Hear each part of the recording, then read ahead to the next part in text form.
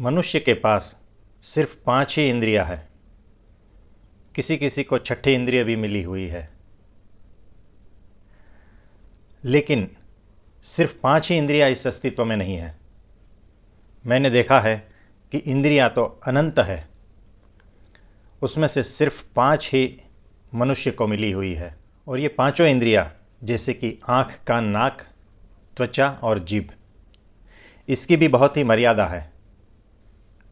और ये समग्र अस्तित्व को, इस विराट को समझने की उसकी जो मर्यादा है वो बहुत ही तुच्छ और कम है। तो तुम्हें जो भी कुछ दिखाई पड़ता है, जो भी कुछ सुनाई पड़ता है, जो भी कुछ तुम्हारी समझ में आता है, सिर्फ उतना ही सत्य नहीं है। सत्य तो अनंत है।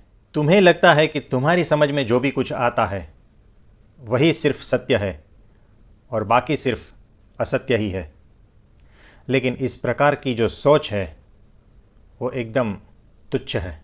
ये ठीक वैसा ही है जैसे एक पानी की छोटी सी बूंद अपनी सीमाओं को समुद्र की सीमा मानने लगती है। याद रखो, तुम्हारा अहंकार कितना भी विशाल होने दो, कितना भी बड़ा होने दो, लेकिन इस विराट अस्तित्व के सामने तुम्हारी कोई हैसियत नहीं है। इस विराट अस्तित्व के सामने तुम एक बूंद मात्र भी नहीं हो। तो इस विराट अस्तित्व को समझने की मेरी कोई हैसियत ही नहीं है।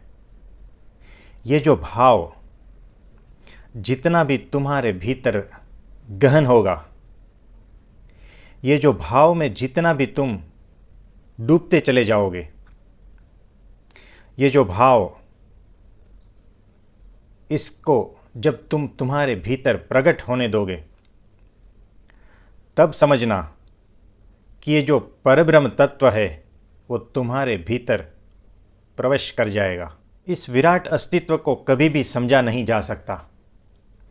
ये जो भाव, ये जो विचार जब तुम्हारे प्राणों के भीतर, तुम्हारे कण कण में बस जाएगा,